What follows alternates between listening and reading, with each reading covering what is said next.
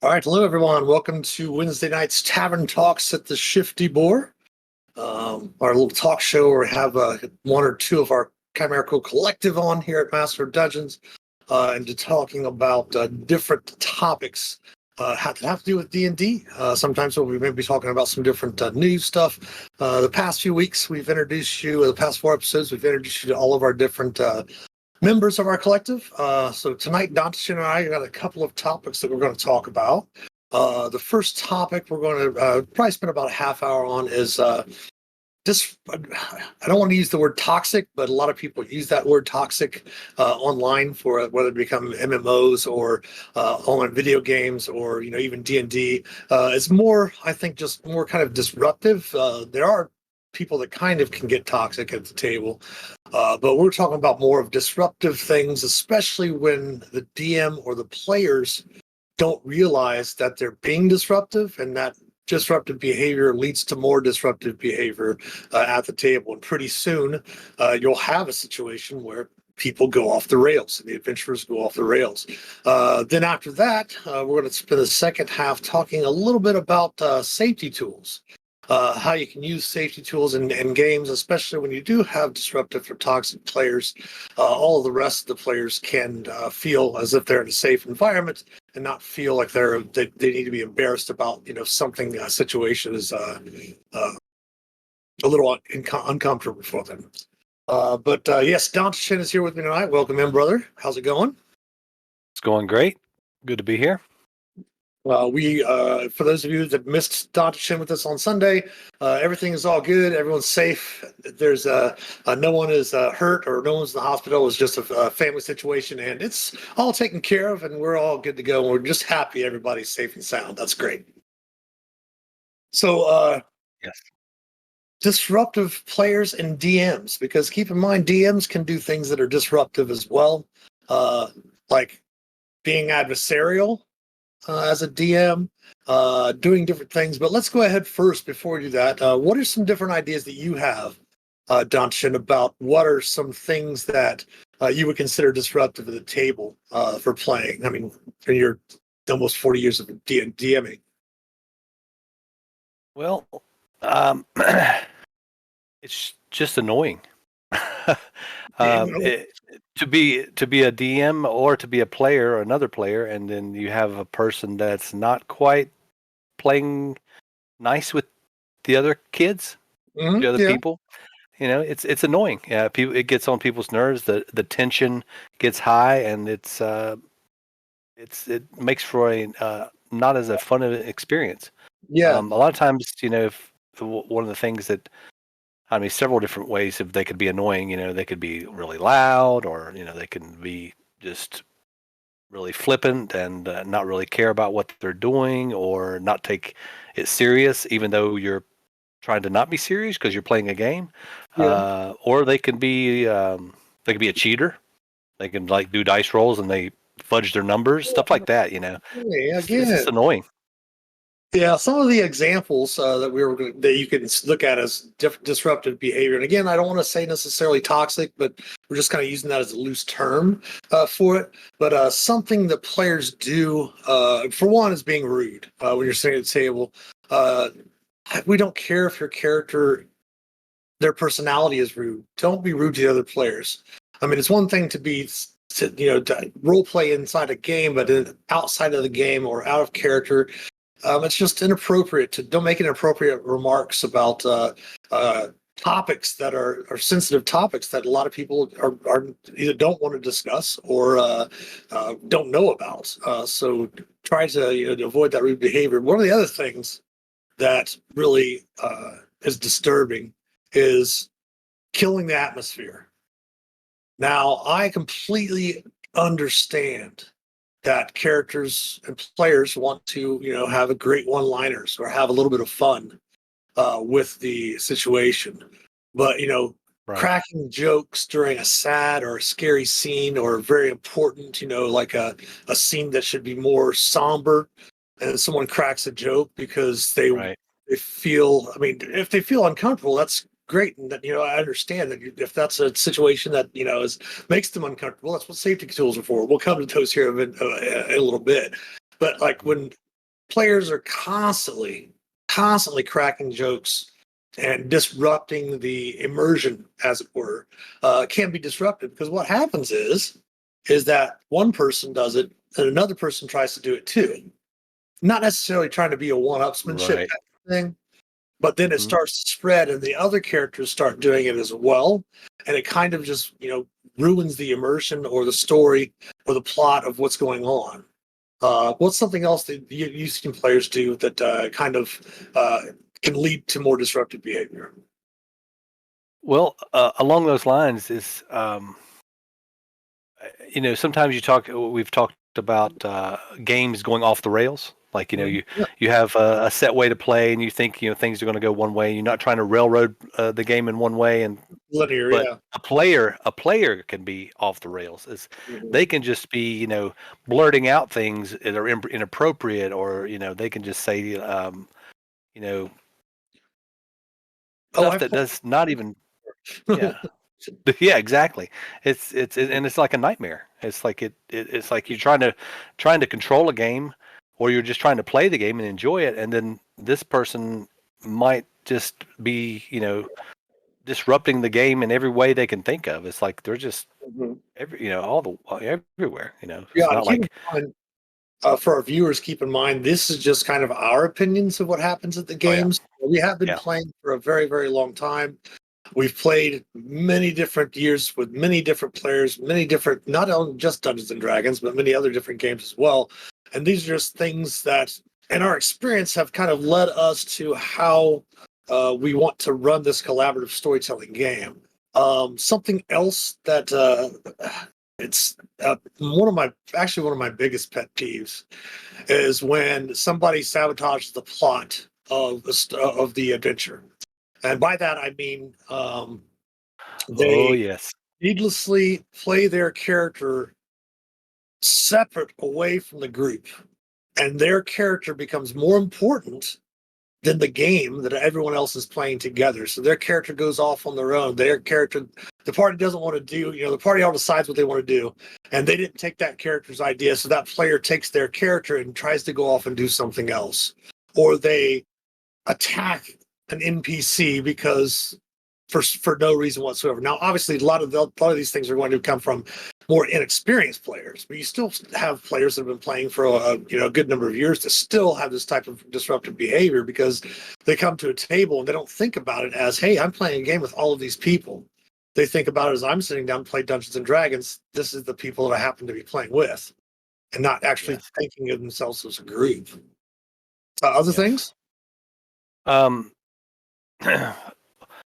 one of the things that I don't like is when you're trying to do a narrative, or you're, as a player, you're trying to explain, you're in the moment, you're role playing, and then someone starts talking over you, and they speak louder, and then they become, all eyes on me, and they continue the narrative, and they start saying what they're doing, and not giving everyone else a chance to do it. They become like an attention diva. They just want to Yeah, get all the yeah, attention. They keep talking and talking and talking. And I'm doing this, and I'm going to do that, and even the dungeon master has trouble, getting a word in.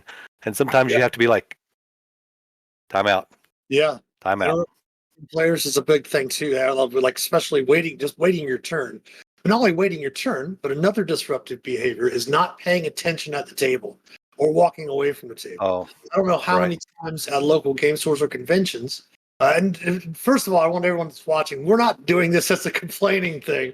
We're just talking about What'd you disruptive say? behaviors that exactly that will walk away from the computer, or I'm sorry, away from the table to get on their phone, or or they're sitting at the table flipping through their phone instead of paying attention. And then it comes around to their turn in combat.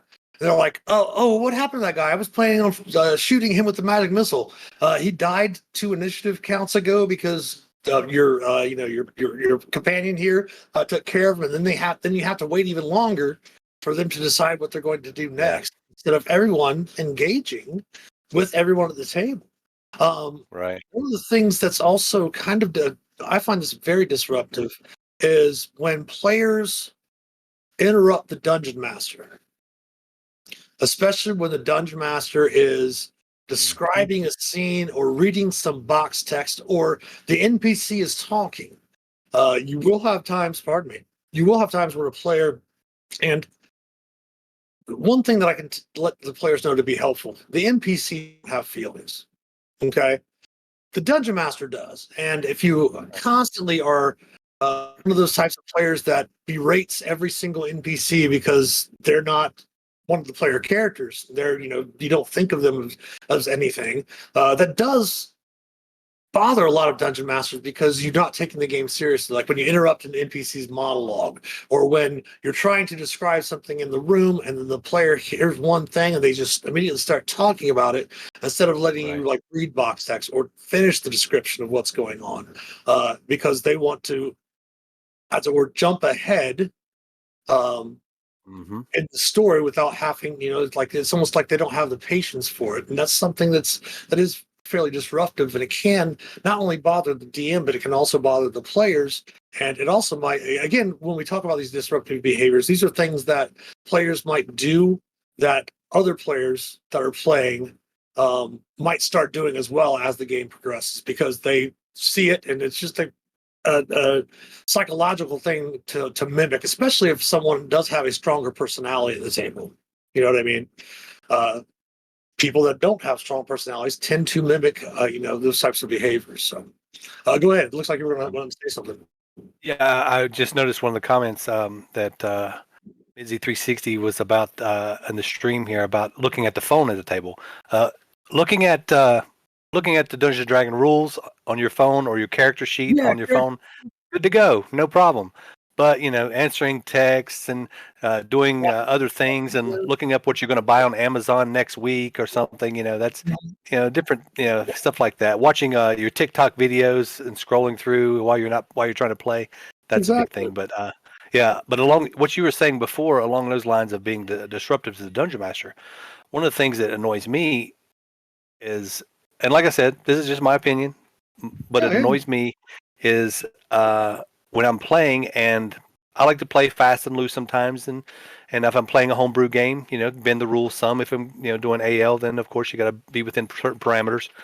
But the guy that goes, or the guy or gal, whoever wants to go take all of the rules and break them apart and then argue the points with you. It's fine. Yeah, exactly. It's fine to be able to have rules, memorized and know all the different tables and even know more than the Dungeon Master at one point in time. But when you actually start arguing the point and disrupting the game by your knowledge of the rules and nitpicking every little thing, it could be a really good thing to know all the rules. It can even help the whole game move along, really well. But once it starts disrupting the flow, and the Dungeon Master has to backtrack and second guess himself, and the other players are like, "Is that right?" And then everyone breaks out their player's handbook and say, "Well, on page 342, that type of behavior."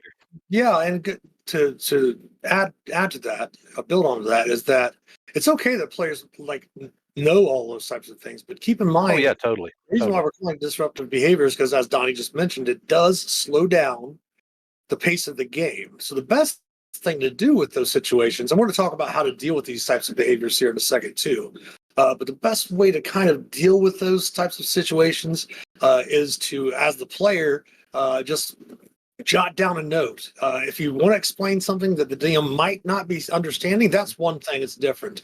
But if you are constantly interrupting the DM and say, "No, that's not how it works. No, that's not how it works. No, that's not how it works," that is disruptive behavior. Wait until the end of the session and then come up to the Dungeon Master and say, "Hey, I just got a couple quick things to point out, because this situation, that situation." Because most of the time when players are arguing those types of situations all the time, it's because they have some sort of weird idea in their head that they're going to win at D&D by their character or their person, as a person being right, so that instead of just enjoying the game and letting it go, it's not going to be that big of a thing. Your characters generally are going to be heroes the whole time, and one little incident with one little spell is not going to change that fact. So you just need to sometimes, as a player, just let those types of things go. Maybe mention it casually to the DM afterwards and say, "Hey, I tell my players all the time, if you know the rules, I played so many freaking different editions of D&D, Exactly. This Yes. spell was only fifth level now, and it used to be third level back in the day. It's Mhm. just things that players are going to know, and you're definitely going to know more about your character and your class than what you should know more about your character class and your character and all that stuff like that than the dungeon master, because they've got to run the rest of the world. You've got to run just one Yes. character. So try to, take it easy on your DMs. That's, because that can kind of be disruptive behavior.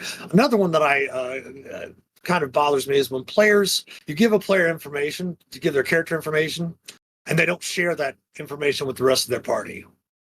Oh, yeah. That becomes a little disruptive. The person that always wants to try to steal stuff and keep things away from the party, that's kind of disruptive behavior. I know it's one thing to role play. Yeah.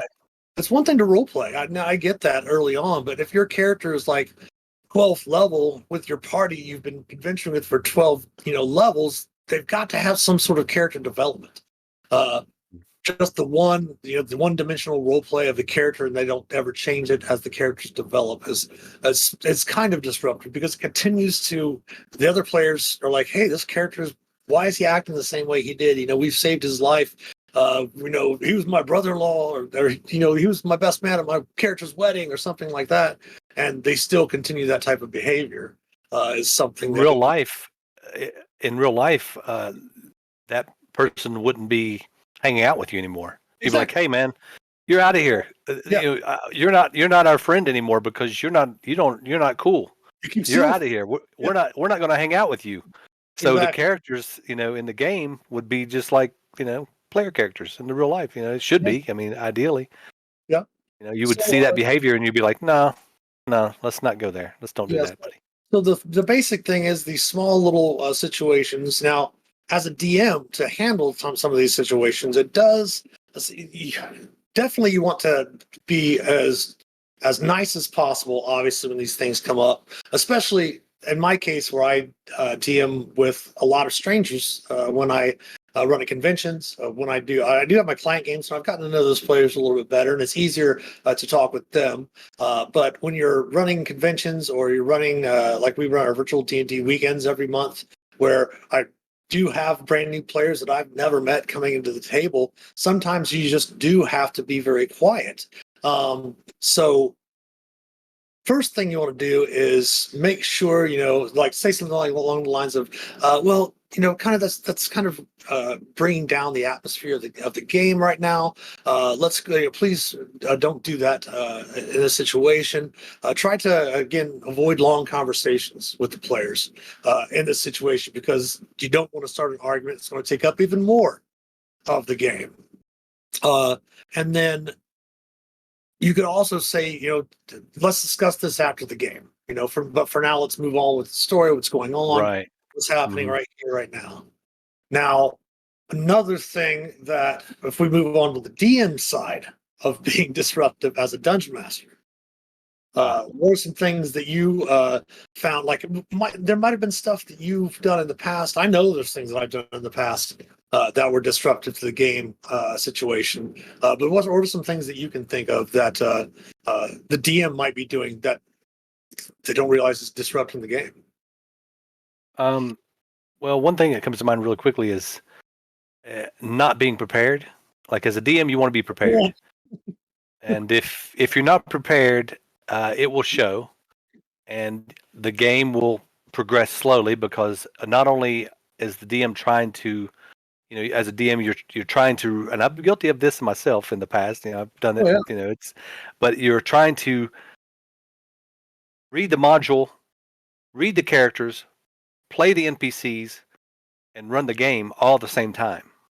Which, if you had prepared and you've read the module and you know the NPCs and you know the PCs, and they're going to play how they're going to play, then things will run a lot smoother. Because if you don't know what you're doing in that moment, yeah, you can always, go off the cuff and kind of, make stuff up at the same time. But as far as the flow of the adventure, and you're trying to scratch your head and figure stuff, well, hold on, guys, let me figure this out for a moment. And you have to read the text, and oh, well, this is what we'll do next. Okay, yeah. So Yeah, it takes 10 that's minutes out of disruptive. the story. Yeah. Yeah, yeah. Something else that a DM will do that can be disruptive is, just like we said it for a player, hiding information from the player characters. If the Yep. player characters, I always say this all the time, the player characters only know what you tell them. If you tell them all this extra stuff, it might be disruptive. But when you hide information from the players, or on the flip side, if you just assume the player characters know something, that can be disruptive for the game. If you don't allow them, like, for example, you're reading the module or the adventure, or you've made it up in your home, like for a homebrew session, and you've written your own adventure from the play. You're intimate with it. You know what it's all about. You've read it. If you have prepped, you've read it. You know what's in there and such like that. The players don't. I mean, hopefully they don't. Hopefully they haven't, read the adventure ahead of time if it's already been published. Right. But you have to keep in mind as a DM that there's information there that the players don't have sometimes, and you should not ever assume that they should know it, or assume that they should not know this certain thing, because it might be relevant to the story or the adventure that's going on. Something else is being, like you said, for the players, being too rules lawyery as the DM.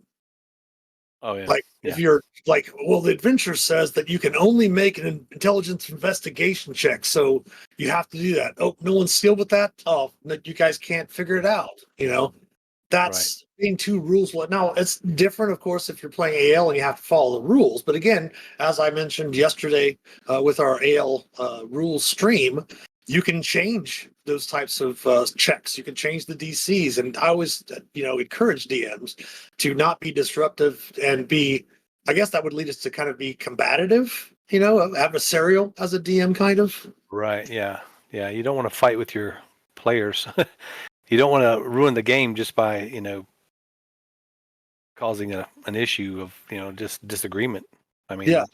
you're just trying to run the game, and if people get a bad feeling, a lot of times they may not come back to your table if they don't enjoy themselves. And the whole idea is for everyone to have fun. And if you're so rules heavy that they feel like can I do this or can I do that? And it's normal to ask questions or can I do this or may I can I try to do this? And the DM will say, well, you can certainly try, or something like that. Oh, yeah, But Well, yes. but if the DM says hard no, you cannot do that, no whatsoever. The rules say this, and this, and this, and this.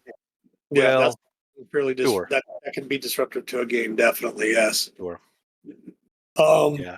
So if this person, if you don't think you can resolve, if you're at a home game or you're running at a friend's house or something like that, and you're the DM and you're at a buddy's house, talk to your buddy and say, hey, that guy or that person, that player, that girl, whoever's playing D&D with you, is kind of disruptive to the table, and they won't stop. Talk to your friend about it. If you're at a convention or a local game store, talk to the game store owner, or talk to the people that organize the event. If you cannot, if it's something you can't solve at the table. Also, if you don't feel comfortable, some DMs don't feel comfortable with that type of confrontation at the table. So you can just pause the game and have someone else take the player aside. Like I said, like the organizers of the event, something like that, to speak with them about it. If you're at a home game, as I mentioned, if it's your home game at your house, obviously you should be in control of who you're inviting to your table. But usually, if they're like a friend that's using that toxic behavior or that's acting in that way, and you're old enough, just sit over a drink or something and say, hey man, look, or hey, this is going on, you're being this way, and it's kind of bringing the game down. So definitely find those ways to interact with the players as the DM and with the DM as a player, that you're doing your best not to bring down the game, to not be to be as little disruptive as possible. Like I mentioned before, 1 or 2 jokes a session is fairly cool. But if every single situation is a joke, every NPC you come into is either a joke or an insult, or every NPC you come into contact with, you joke about them or insult them or something, that's kind of being disruptive to the game. It's breaking the immersion. And at least for my tables, I love to try to keep as much immersion as possible. You know what I mean? Right. I do too. Yeah. One of the things I like to try to do is definitely get everyone involved. And some people are really into the role playing, some people are not so much, some people just are there for and they're quiet, whatever. But you don't want to ever cause an argument with anyone, and it can be a very touchy subject, when you try to correct a situation. So it's often best, like you were saying, to be discreet and Yeah. either go away from the table or handle it outside of the game or handle it in a different way, because you never want to embarrass someone. Oh yeah. You Yeah, never definitely. you always want to let them, to save face, so to speak, and, not feel bad about playing, because that's going to rub off on everyone, Oh yeah, exactly. That's so what also DM yeah. can use to learn too. Otter mentioned something in chat there. Sometimes a DM or player might be bringing something outside of what happened to them within D&D, some sort of conflict outside of D&D that they bring to the table that could be Right. disruptive as well, or they're acting a certain way. And in those situations, you can just take the player aside, like on a break, and say, "Hey, is everything okay? Just check on their well-being." And stuff like that, because a lot of people don't understand the concept of self-care. A lot of people don't really, because we don't talk about it in our country. We don't talk about mental health or anything like that. And a lot of Right. times people aren't really sure how to process their emotions. And it's not as if the community of Dungeons and Dragons has ever been, completely, totally in control of social situations. Because No. most of us all, especially the older players like us, we're kind of the introverts that play D&D. Now, of course, you have lots of different people from different walks of life that coming in.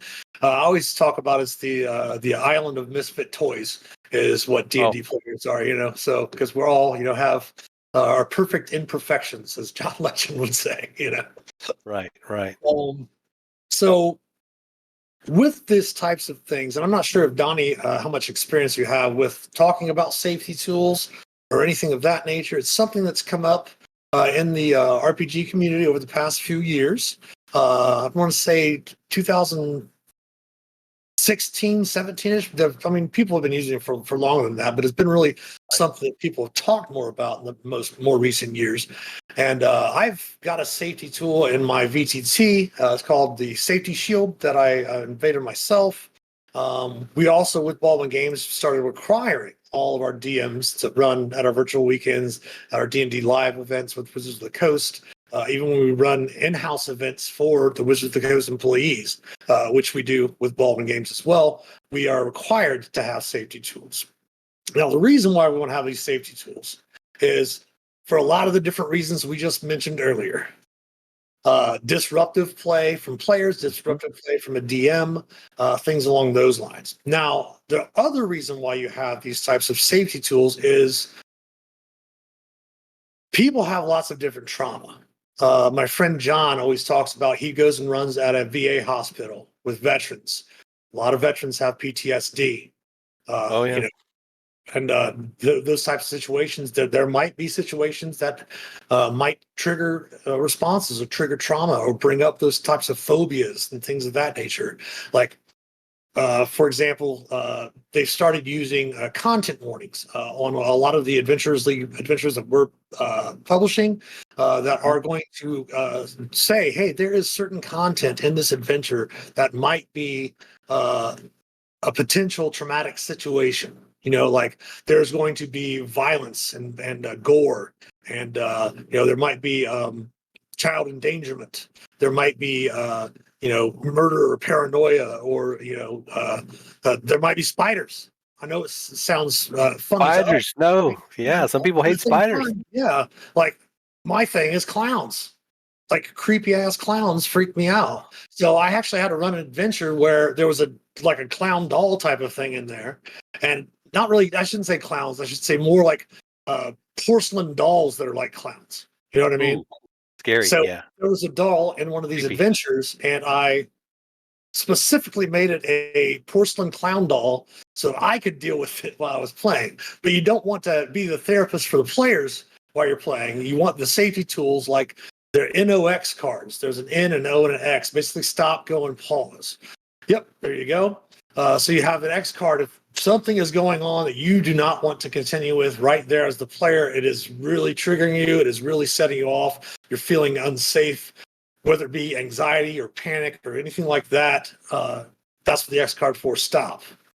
And then you have your N and O cards where just basically like you go and pause.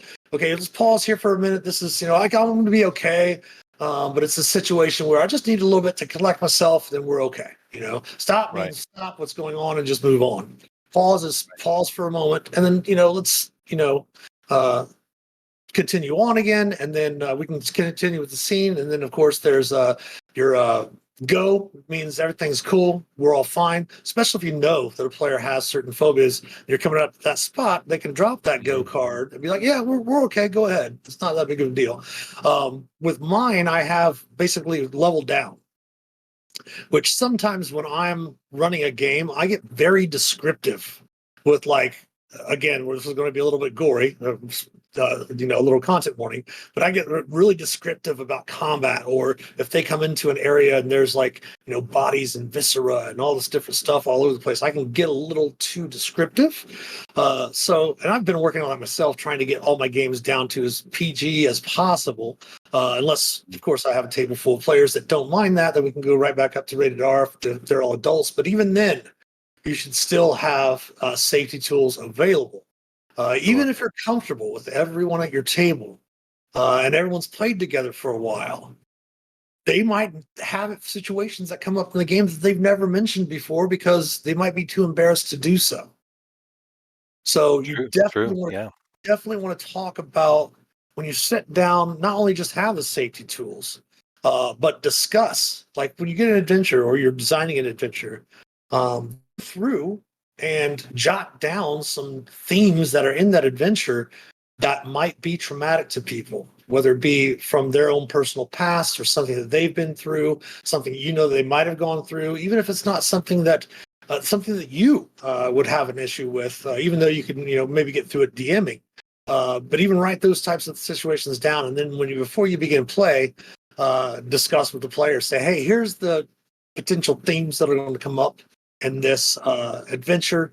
If anyone has any issues with any of that, make sure to use our safety tools. That way, at least ahead of time that these potential traumatic elements are going to be here, and that you'll have the safety tools in case you do become traumatized by the situation.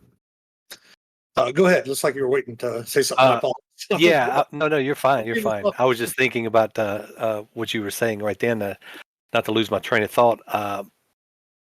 Like when I'm running that, I often do that. I'll play with certain players and I'll be like, okay, this is what's going to happen in this game, or this what potentially you may see. I'll tell them about blood, guts, gore, war, horrible situations. Especially if you're playing like a dark campaign like Strahd or something. You want to go into the dread domains or things like that. Some really scary and horrible things. It's like a horror movie. Yeah. And sometimes some of the monsters that we are playing in Dungeons and Dragons are horrible. I mean, they're really scary monsters. And if you play them as scary monsters, it can be a little bit triggering or unpleasant to some people. Some people don't mind. Some people really enjoy the horror type aspect of it, but some people want it reeled back a little bit. So I kind of it's important to, like you said, maybe discuss it beforehand or when you're playing, and then you kind of read the table or you read your players. If you're not familiar with them, you haven't played a whole lot with them, then you can kind of see what, if it makes them, starting to potentially even go there at all, whether you use a card or something like that. Take that cue and, reel it back a little bit and dial it back, like you said, to a comfortable level for them. Yeah. And there's, I know people, especially, I can especially say our age and older, there are a lot of dungeon masters that just insist that they're not needed. And that's completely closed-minded thinking as a DM. Yeah, if you don't want to use them at your table when you're playing at your home game, that's your choice. But when you're playing in public, you need to understand that you're responsible for keeping your players safe. You're also responsible for your own safety as well. So every DM, if you're DMing in public, should have some sort of safety tools that you're using for your players. And if you're arguing against them, then you're just arguing for nothing, because you're just being closed-minded and not understanding that people don't think the same way you do, and you need to be that DM that's there for everyone at your table, not just for people who play like you, especially if you're in public. But those themes that we talked about can also be used in what's called lines and veils. there are certain things that you want to keep veiled and keep off screen that they can be aware of that's going on, but it's not something that happens in front of them. And of course, you have the hard line to avoid certain things. Like, for example, in my homebrew world, I let everyone, especially anyone that identifies as a female or anything of that nature, that if they're playing in my campaign world, they are going to meet sexism, because that's something evil that heroes overcome. We're still trying to overcome it in our own world. But one of my lines is that I do not have any sexual violence in my games. I do not harm children in my games, and there will be no torture or hurting animals, especially by the PCs. You know what I mean? Unless they're hunting or something like that. But just standard stuff, like I don't do any type of sexual violence. I don't even like to do romantic relationships. Those are veiled to me in my games. But of course, your players are going to have things that there's a hard line no on this. Like some people, like just like me, I'm not dealing with any sexual violence in the game, or I'm not dealing with any children being harmed in the game. And if this game has something in that or something like that, I'm not going to play. These are the types of things that are hardline no's for me. And then, of course, you have the veils, which, yeah, that's fine, but it takes place out of the scene. It's happening behind the scenes, and the PCs don't have to see it, type of thing. And that's what those situations for those teams are good for. To where if and like a hard line might be, say, hey, I'm not going to be around if there's any child endangerment.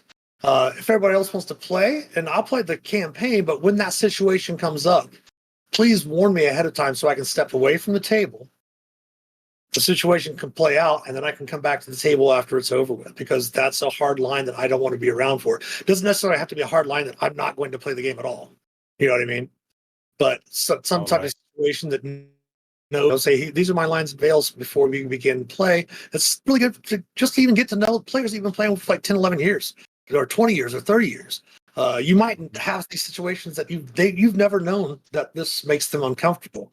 That might have been why they might have been disruptive at a certain time period, or why they might have been quiet and not really interacted in those types of situations, because it might be something that they were uncomfortable with. And again, as we mentioned earlier, with mental health and all that stuff like that, those types of things are stigmatized in our country, in our society at least.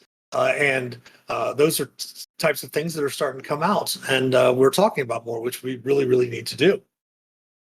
Yeah, a lot of people don't talk about the mental health aspect of it, and Oh, your voice cut out. finding. Okay.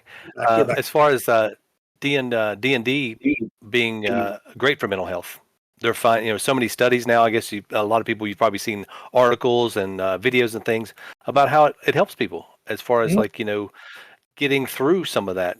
But in order to counteract that, you don't want to do anything that's damaging or trauma or triggering, so that people can enjoy it and get through these issues that they may be having, because it's it's real. It's real life is real life, and when you're trying to enjoy yourself and have fun, you want to enjoy being there in the moment and have as much fun as you can, but not feel uncomfortable. So, yeah, exactly. It's like we were talking about I see Otter, he had put in earlier the Call of Cthulhu, graphic one.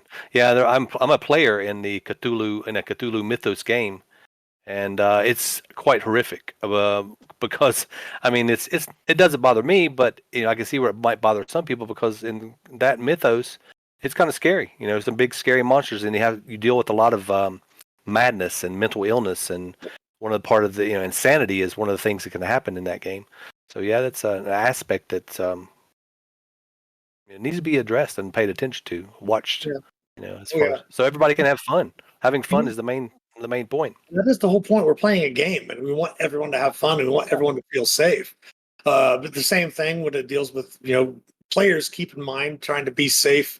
Again, why we're talking about these disruptive behaviors is so that you as a player can also mind the safety of your dungeon master, because we're always constantly talking about player safety, and these safety cards really aren't there for these safety tools most times aren't there for DMs to use. So keep in mind, you may have lines and veils yourself. You have these different situations. You need to be mindful of disruptive behavior or toxic behavior table to mind not only the safety of your fellow players, but also the safety of your DM, because constant disruption can become stressful. Stress can affect people's health, and it can affect their body, and sleeping and things like that. And also, the DM might get to the point where it's like gets stressful because he knows the game's coming up, and he knows this player is going to be there, and ends up not making it fun for him, or her, or whoever, and not fun for them, and then they, skip out for a session or two, and then you find that campaign, kind of dwindling away because the DM, might not feel like dealing with that person because that person is being disruptive. Right. I mean, most of the players that play with me on a regular basis do know that I have myself panic and anxiety disorders. Sometimes, when we first started streaming, I used to have to take, because I normally take a panic and anxiety med every day. But before every stream, our first week, I had to take extra panic and anxiety stuff because for me, at least, those types of situations really get me a little shaken and such. But after, this is what, our fourth or fifth week, it's not a problem. Right.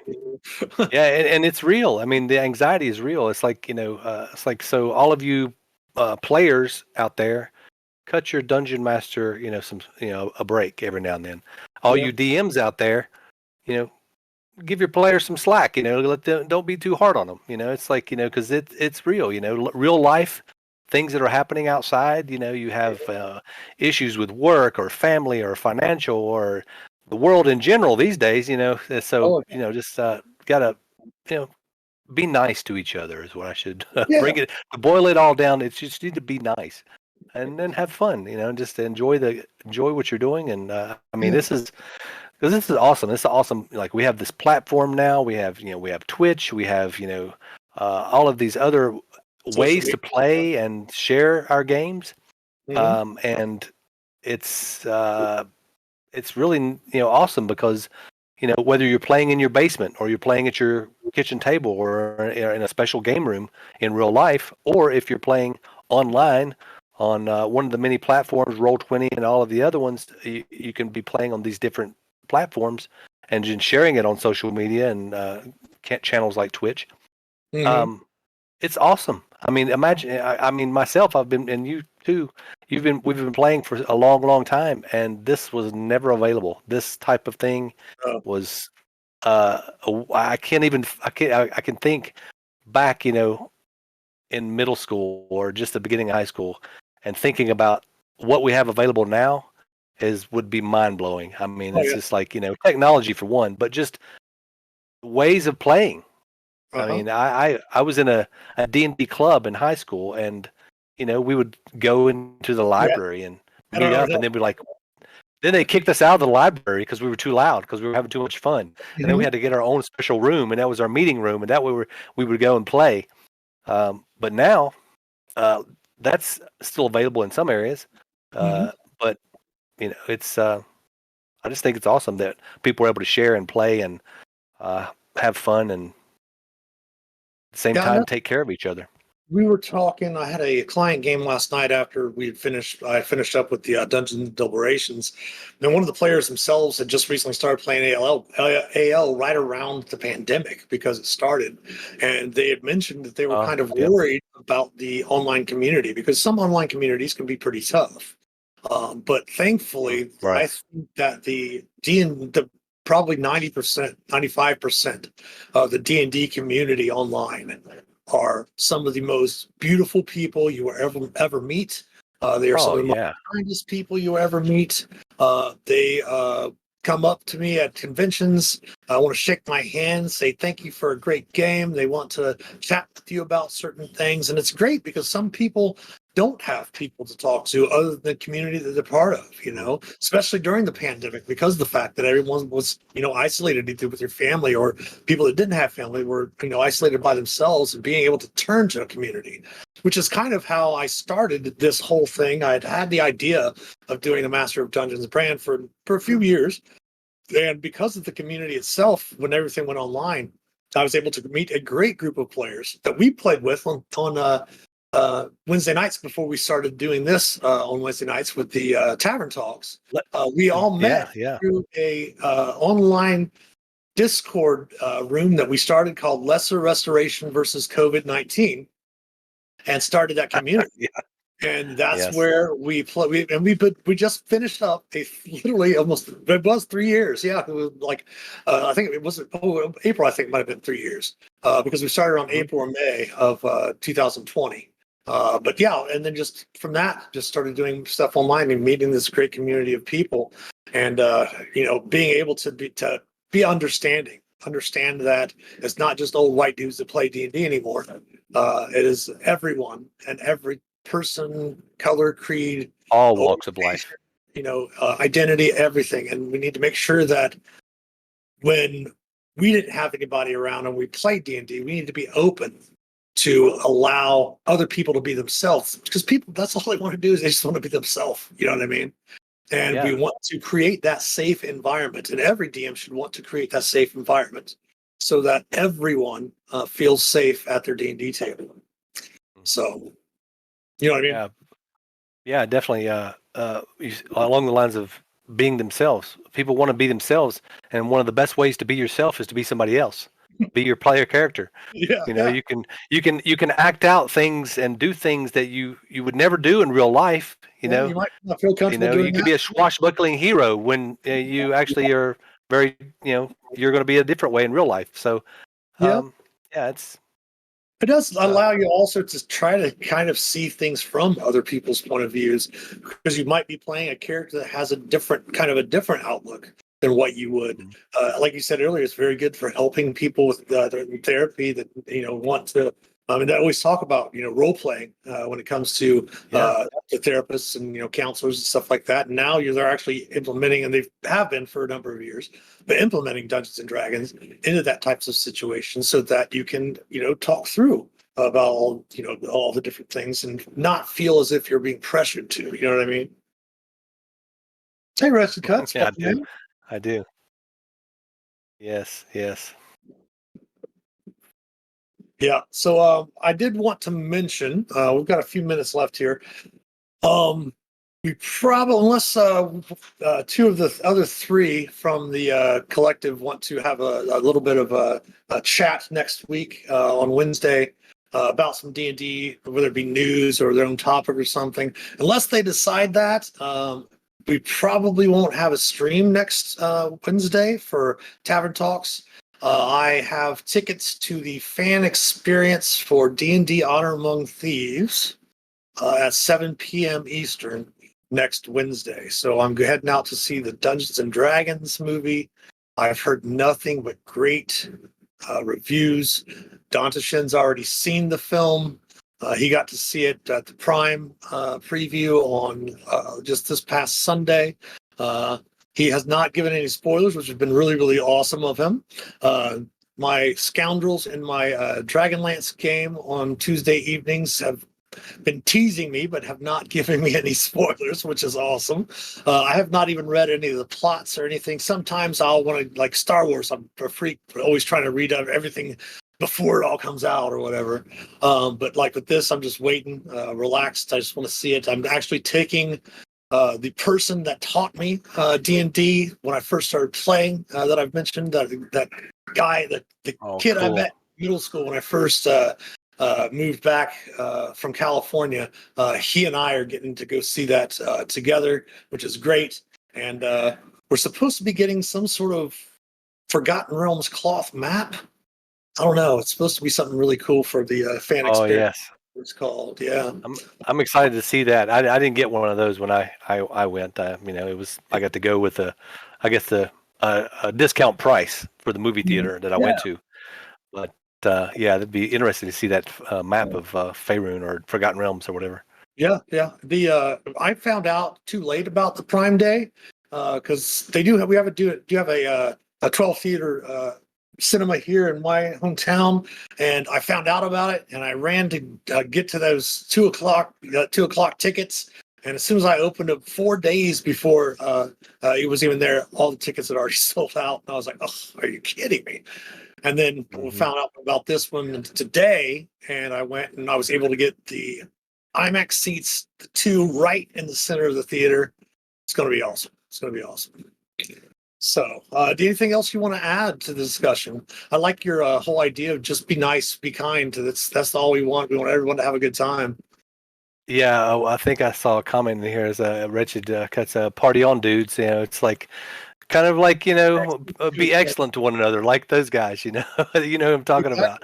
Exactly. So just Exactly. be excellent to one another. Be nice. So yeah, Yeah. exactly.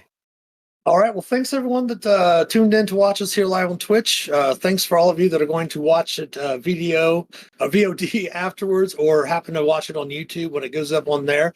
Thank you for all the views on Twitch and on YouTube. We've had one of our first session of our Merkmeyer Malevolence almost has 150 views, which for us, only being at this for about a month, is really awesome, we think. And thank you all for everything and following us, encouraging us, and talking with us. Also, if you have topic suggestions or questions or anything like that, drop them in our Discord channel. If you're not a member of our Discord server, our community server, you can get down below us there in the About section here on Twitch and click on the Discord panel. That will give you an invitation to our community Discord server.